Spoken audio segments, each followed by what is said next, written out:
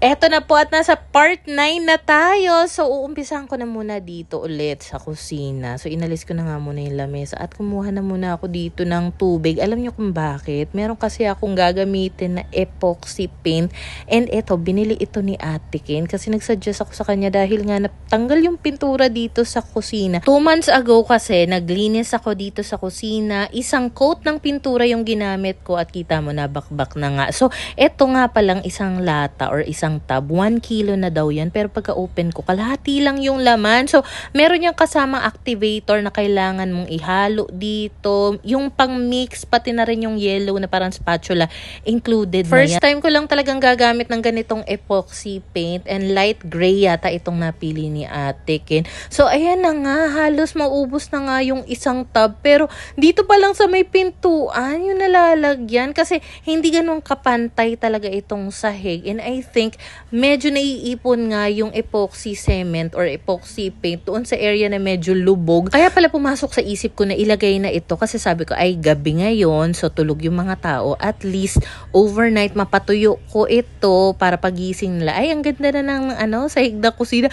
Kaso hindi ko naman talaga in-expect na ang konti ng laman pala ng isang lata. So, ayan na nga yung itsura niya. 3 kilo na yan. Ito pa lang yung na-cover. And as you can see, parang may patsi-patsi yung iba. Kasi yan yung part na medyo lubog. And medyo may kamahalan yan. Kasi 4 na kilo or 4 na tub yung binili. Nasa 1,900 na yun. 3 yung nagamit ko. Yan pa lang yung naku-cover niya. Tapos, ako kasi yung nag-recommend kay Ate Ken ng ganyang product. Medyo nanghihinayang nga ako. Kasi hindi man lang na-cover. Kahit man lang yung kusinang part. So, habang inaantay ko nga yung matuyo, dito na muna ako magpo-focus sa loob ng portal. Ito talaga yung itsura nung pinakaloob ng portal / harapan nung first room na makeover ko. So, una kong gagawin ay pagtatanggalin ko na muna yung ilang mga gamit dyan. E napansin ko yung ilang mga damit na sa sahig. So, pinaglalagay ko na nga sa laundry basket yon. And then, the rest naman ay tatanggalin ko lang muna dito para mas clear, mas makagalaw ako ng maayos. Alam mo, habang ginagawa ko nga to, hindi pa rin mawala sa isip ko yung naging resulta nga nung nilagay kong epoxy paint doon sa kusina. Kasi, nakakahiyang magpabili pa ng ganyan kasi sobrang mahal niya. Alam mo, dahil I feel so bad nga na ganun lang yung naging resulta niya. Sa isip-isip ko, magbabayad na lang ako, abunuhan ko na lang yung nagastos ni Ate Ken para doon nga sa epoxy paint. So anyway, eto nga pala, kung mapapansin niyo, meron na kasing built-in talaga na sabitan dito. Noon pa yan. So ang gagawin ko ay diyan ko na lang ililipat lahat ng mga damit na nasa opposite side and then etong metal rack dito, aalisin ko na muna siya para makuskus ko nga yung sahig dito. Noon nga pala, nung dito pa kami nakikitira, so dito sa kabilang side niya, andoon nakapwesto yung maliit na kwarto kung saan kami nag-i-stay. So ang pinaka-problema ko talaga dito is dito sa may right side na pader. Diyan talaga tumutulo yung tubig ulan. Kaya rin pala nilipat ko yung mga damit kasi kapag naulan, napansin ko nga na tumutulo yung tubig sa pader. So nadidikit lang siya doon sa mga damit na nakasampay. So mas mabuti nang inalis ko na siya. And then kanina, tinatry ko i-fix yung ilalim nitong sampayan. Hindi na na-fix yung pala. Kailangan na pala siyang i-welding na. Hindi na siya para i-connect pa dahil naputol na nga siya ng tuluyan. So, ilalabas ko na nga yun. And currently, ganyan na nga po pala yung itsura ng sala. So, mahirap talaga mag-general cleaning lalo na kapag maraming gamit. Dahil, kunyari, lilinisin mo itong side na to. Syempre, yung mga alisin mo dyan, ililipat mo muna sa kabilang pwesto. Pero trust the process lang talaga tayo, ha? So, eto nga at nagdala na ako dito ng timba na may tubig, detergent. Nagpatak na rin ako ng color safe na bleach. At etong sahig naman dito ang kukuskusin natin. And kung mapapansin nyo, merong pintuan dito.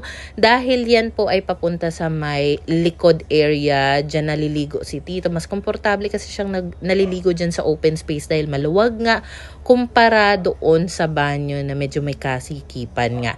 So, eto nga. At for the kuskus na ulit dito ang mamshi kasi gusto ko talaga makuskus ng maayos yung mga sahig na nililinisan ko dito. At saka alam nyo ba dati nung dito pa kami nakatira, diba pinapasok nga ng tubig ulan dito sa loob ng bahay. Kaya nga ang pagpapatiles, paglalagay ng vinyl, lagi kong sinasabi, hindi yan isang option. Pero isa sa mga nasasatisfy talaga ako kapag naglilinis ako dito, yung ganito nagkukuskus ako sa sahig na may sabon, ang satisfying niya pero nakakapagod lang din talaga. And kung mapapansin nyo nga, dito sa may pinto banda, may semento dyan, pinaangatan ng semento dyan dahil nga dati, easily nakakapasok yung tubig ulan. Pero ngayon, matinding ulan na para makapasok. So kapag pinasok nga itong loob ng bahay ng baha, ibig sabihin, ang lala na talaga ng ulan nun. So anyway, dito naman ako sa kabilang side at ang bala ko talaga dito ay ilipat nga dyan sa pwesto na yan, itong malaking mega box na cabinet. Bale, itong nasa kanan na pwesto, yan na po yung kwarto na dati naming tinutuluyan. Nagawan ko na rin yan ng cleaning slash DIY makeover vlog. Part 4 and part 5 yon. Diba? Lakas mo ka-series. So anyway, ayun, at for the kuskus din tayo dito sa side na ito. And ililipat ko na nga yung mega box cabinet dito sa kabilang side. Kasi kita nyo dyan sa may portal, open na open siya. So kung hindi man malagyan niya ng cover or kurtina, at least maganda yung bubungad. Maganda naman yung cabinet ng mega box, 'di ba? So anyway, eto na nga at binalik ko lang din yung metal rack dito dahil meron pa ring mga gamit dito, yung mga bagets na kailangan ng maayos na lagayan. So kung bakit meron pang extra na pintuang puti dyan, hindi ko na muna inilabas yan dahil baka kasi ipagawa nila yung pintuan. Alam mo yan din kasi yung problema namin dito dati. Yung pintuan na yan, lagi talagang nababaklas yan. So, kapag nilabas ko naman yan, malamang masisira lang yan dahil mababasa-basa. So, pwede pa naman maganda yung quality ng pintuan na yan eh. Dati nabili ko yan 700 pesos yata. Kasi kami nagpagawa ng partition para doon sa maliit na kwarto na pinatuluyan namin. So, bale itong nasa loob ng portal ay yung pinaka walk-in closet ng 3 bagets at lagusan sa isa pang portal. Hindi. Liguan nga ni tita. So, ayan, dahil may extra space pa nga doon, ang balak ko, dahil marami silang sapatos talaga, dito muna tayo sa kabilang side, sa may bandang CR. Ang gagawin ko is, meron dyang mataas na shoe rack, diba? So, tatanggalin ko yan, dahil ililipat ko nga yan doon sa may pintuan, sa may loob ng portal.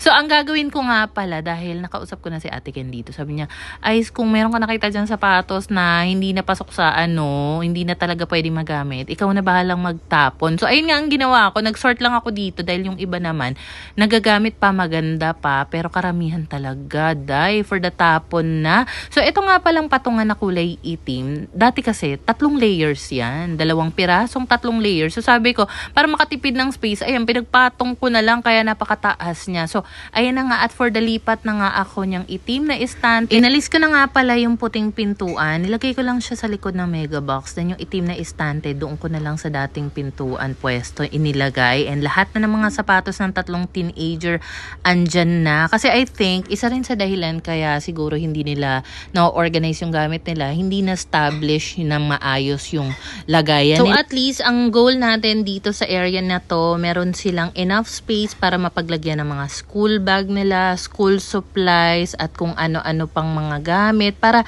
andyan na lahat ng storage nila. Kasi ang napansin ko talaga, kapag walang maayos na storage yung mga gamit, talagang kung ang tendency is kung saan-saan lang yan ipapatong. So nakapag-almusal na nga pala ako dito ng tinapay at kape at kita mo inumaga na nga talaga ang momshi nyo kasi nag-start ako siguro mga around 12 midnight na yata ako nag-start. So, eto at nilabas ko na nga rin yung garbage bag. Inalis ko na rin yung mga ibang gamit dito na kailangan na rin naman talagang itapon. Dahil yung iba, mga gamit pa ng ibang kapatid ni Pinggoy na hindi na nga dito nakatira. So, kailangan na silang i-let go dahil ilang taon naman na yun, hindi talaga nabubuksan man lang. So, ibig sabihin, wala na siyang worth. Pero, ipapacheck ko pa rin sa kanila kung ano yung mga gamit sa labas. Sila na bahalang mag-decide kung itatapon yun. And syempre, ibang part na lang yung paglilinis ko sa labas. Talagang isang season na nga yata ito paglilinis natin sa kabila. So, dito nga pala sa likod ng pinto, meron pa rin dyan lagay ng sapatos. So, ang ginawa ko, yung mga shoe boxes na andyan, kasi karamihan talaga napansin ko, parang nginat-ngat na nga ng daga. Kaya naman, kailangan na itapon yung mga yun.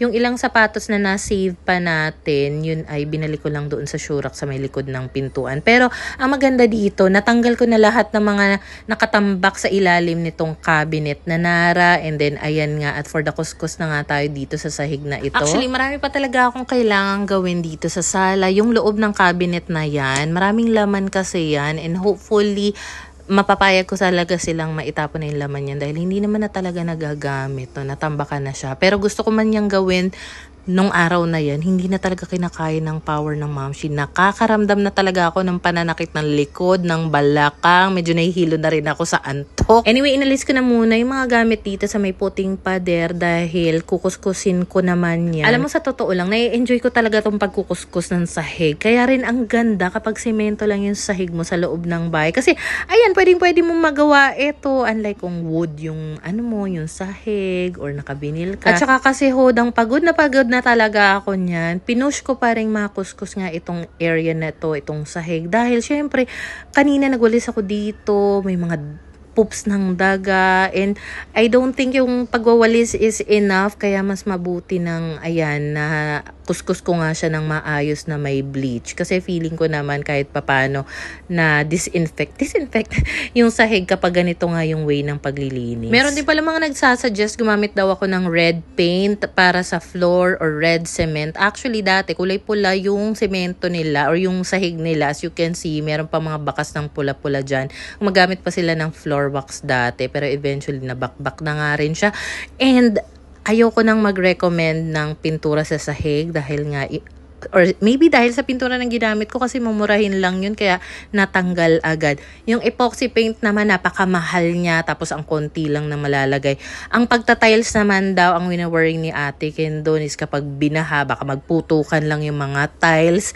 Kapag vinyl, hindi rin siya okay dahil nga binabaha nga itong loob ng bahay. So anyway, ayan na lang muna yung sahig, wag na natin pakialaman yan. So eto nga pala, may bago akong lamp na ilalagay dito, and tricolor na ito kasi alam mo matagal ko na talagang gusto magkaroon ng ganitong lamp para talaga sa apartment, pero naisip ko mas bagay siya dito kaya naman binitbit ko na siya. And kita mo, 'di ba, tricolor yan, tapos na gagalaw-galaw mo rin yung ulo niya para kung gusto mo itapat sa ibang parte like pataas, pababa, pwede. So kung sakali lang na bet nyo yung pahalaman natin dyan or yung lamp, ilalagay ko na lang yung link sa comment section at nasa showcase ko rin yan. Tapos one time may nag-comment patang sabi, kunyari ka pang naglinis, magfe-flex ka lang naman ng gamit. Huy, grabe naman talaga. Alam mo, minsan kahit maganda yung intention mo sa mga ginagawa mo, hindi pa rin talaga may iwasan. May mga tao na hahanapan ka pa rin ng hindi maganda or pag-iisipan ka pa rin ng hindi maganda. Una sa lahat, naglinis naman talaga ako. Hindi ko naman minagic yung paglilinis. Talaga nag-effort ako and proud ako doon. And yung iba sinasabi, nagko-content ka lang, maglilinis ka lang, nagko-content ka pa.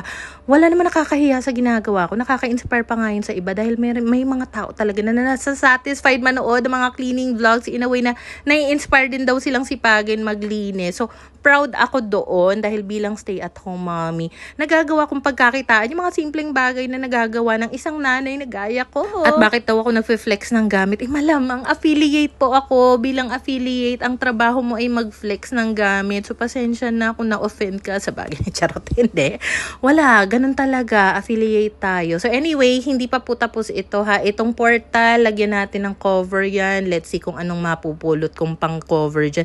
Pero so far, ayan na nga, may maayos ng storage yung mga teenager dito. Hindi pa maayos yun sa may bintana area. Clear pa natin yan sa next part. Pero this time, pagod na talaga ako. Hinawi ko na nga or inangat ko na nga lang yung cushion nitong rocking chair. Ito ay modern rocking chair. Siguro mga 2 months na sa akin yan. Ngayon ko lang na-set up. So, ayan, uuwi na muna ako ng apartment para makaligo, makatulog. Ayun lang muna for today. Follow for part 10!